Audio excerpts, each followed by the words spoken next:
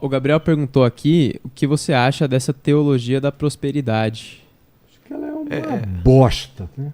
Só para dar o contexto, né? O que é essa teologia da prosperidade? A teologia da prosperidade, que é uma coisa que foi desenvolvida do ponto de vista da sistematização no século XX, aí por 1950, ela começou a ser, obviamente, desenvolvida no capitalismo americano.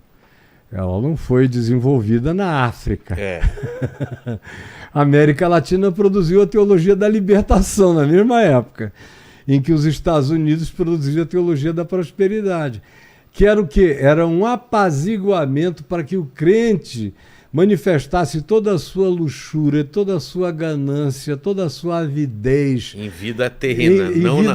Não espere a e matasse a transcendência eterna. Porque a transcendência eterna tira do indivíduo aquela avidez de ficar rico a qualquer preço, de atropelar de qualquer modo, faz o cara ter pensamentos éticos, não vale tudo. Se eu tiver que chegar lá, eu vou chegar por vias naturais, normais, pela minha inteligência, pelo meu trabalho, ou pela minha frugalidade na gestão do que eu possuo, até eu ter um pouco mais de substância.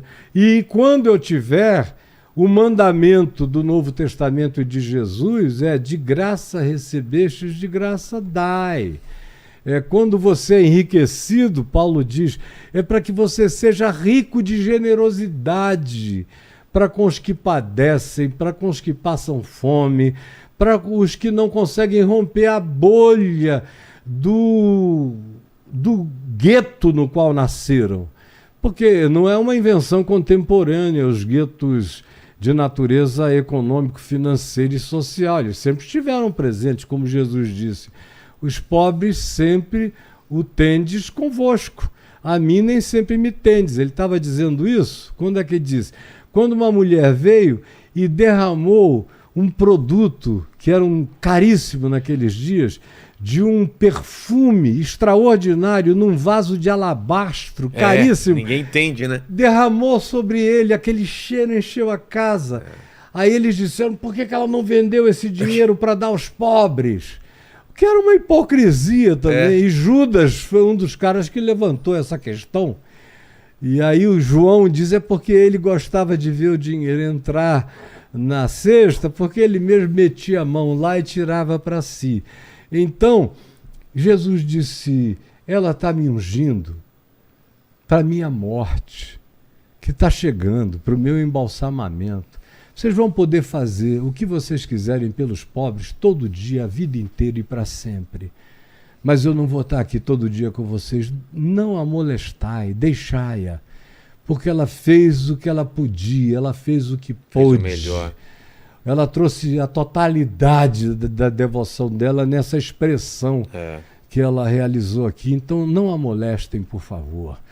Então a teologia da prosperidade é uma construção mentirosa que só trabalha com categorias sem Jesus. Jesus não está presente na teologia da prosperidade. Claro que não. Eles trabalham com base em, então Deus enriqueceu a Abraão. Mas a riqueza de Abraão era uma merreca, eram algumas ovelhas e gados e não sei o quê.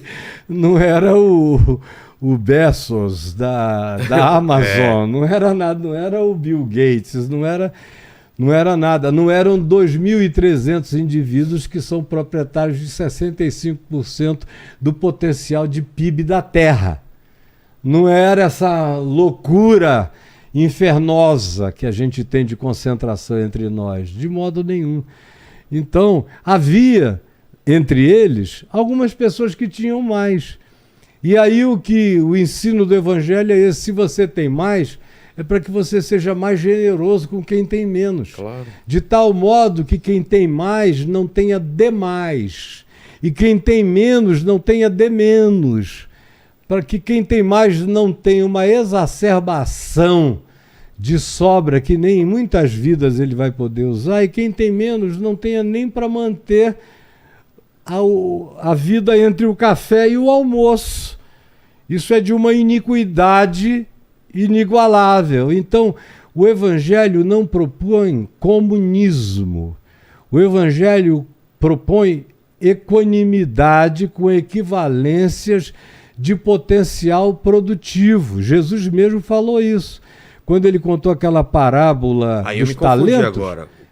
Repete, por favor. Vou te explicar como a parábola de Não, Jesus. mas A frase? É a frase. Ele nunca negou que existem pessoas com mais capacidade produtiva do que outras pessoas. Tá. E a parábola que ele contou foi essa, de que um certo indivíduo recebeu 10 jujubas. Talentos. Um outro recebeu 5, o outro recebeu 1. Tá. O que tinha 10 saiu e transformou os 10 em 20. Quem tinha 5 saiu, trabalhou e transformou em 10. E o cara que tinha 1 resolveu cavar um buraco e enterrar. É. Então, e lá antes dele dizer isso, ele disse: cada um recebeu talentos conforme a sua capacidade de desenvolvimento. Então, o Evangelho afirma capacidades diferentes de desenvolvimento. E qualquer outro critério científico também, por qualquer lógica científica, também trabalha com critérios de desenvolvimento. Tem gente que aprende mais rápido, tem gente que tem melhor memória, tem gente que trabalha com números melhor, tem gente que tem senso estratégico mais definido, tem gente que calcula melhor, tem gente que tem visão e perspectiva do que se está afigurando como sendo potencial novo de negócio. Então, o Evangelho não é comunista. O Evangelho é comunitário na perspectiva de ensinar, e aí não é moral e nem é legislativo nesse sentido, é ético. Ou seja, o Evangelho trabalha o tempo todo com a consciência ética, porque o Evangelho é uma boa nova, não uma imposição. Então, o que ele ensina é você a crer, a pensar, a entender e a discernir, para que você seja um ser e não um androide, um robô de repetições programadas. Exato. Então, o que ele ensina é: você entendeu? Compreendeu o Evangelho? Como você há pouco disse, é um pessoal que não entendeu nada. Então, não dá para ser discípulo de Jesus só dizendo que crê nesse nome feito de J-E-S-U-S. Isso não significa nada, esse nome. Esse nome tem que corresponder a um caráter, ao caráter de Cristo Jesus, ao caráter do Evangelho. Senão é um apelido que você pode botar em qualquer um. Você podia dizer: quem vai ser entrevistado por mim é o Caio. Aí vira um monte de gente aqui para me ouvir ser um Caio bicheiro que veio aqui, ou um Caio matador do Esquadrão da Morte no tempo que ele se divulgava, um Caio com outro caráter. Então Jesus é só um nome, que era muito comum em Israel. Não era um nome único. Era um nome como José, como Simão, como Judas, como Robertinho, como qualquer outra coisa. O que fazia e fez do nome de Jesus o nome sobre todo nome foi a pessoa de Jesus, o caráter de Jesus. Então, esse nome e nada é a mesma coisa, a menos que ele descreva o caráter e a pessoa de Jesus e o ensino de Jesus. Então, no Evangelho, o que você vê é a ênfase no aprendizado da consciência de Jesus. Se você quiser ser meu discípulo, venha após mim e me siga. Aprendei de mim, porque eu sou manso e humilde de coração e achareis descanso para as vossas almas. É uma absorção de Deus em Cristo no meu ser, já aqui e agora, para que eu, conforme a minha capacidade, e às vezes eu tenho a capacidade de produzir e a minha produção pode ajudar outros a terem o que eles não conseguem fazer por eles próprios. E eu ajudo esses que, por outro lado, conseguem fazer coisas que eu, na minha capacidade de determinados tipos de produção, não sei fazer em outras áreas. Eu sei ganhar dinheiro e ajudo a ele, mas ele sabe passar o dia ajudando carentes e necessitados. É por isso até que ele nem ganha tanto dinheiro, porque o grande tesouro dele é ajudar quem está na miséria. E porque o grande valor da vida dele é fazer esse socorro. Então o Evangelho não trabalha como dinheiro, como capital único da vida. Os capitais são os teus dons, são os teus talentos, são as tuas capacidades. E cada um que desenvolva o que possa, sem nenhum tipo de arrogância supremacista, sabendo que nós somos extensão uns dos outros. E quem pode, ajuda quem não pode. E quem não pode, me ajuda com o que eu também não sei, não posso e não consigo. É uma troca permanente.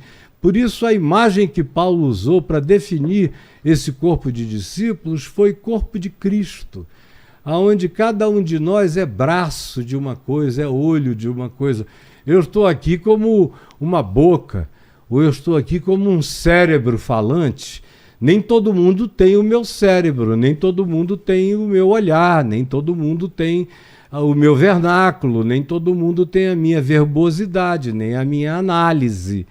Agora, eu não tenho uma quantidade enorme de outras coisas que outras pessoas têm e me ajudam, e me servem com elas, e me socorrem, e me amparam, e pavimentam o meu caminho. Eu estou aqui falando. Quem está sentado ali é a minha querida, que veio para me ajudar, a Liane, porque o senso estratégico dela é muito melhor do que o meu. A visão dela de perspectiva de possibilidades contemporâneas em alguns aspectos técnicos, digitais, isso e aquilo, é infinitamente superior a mim. Então, eu tenho coisas que eu estou dando aqui e tenho coisas que eu vou receber dela dali. Perfeito.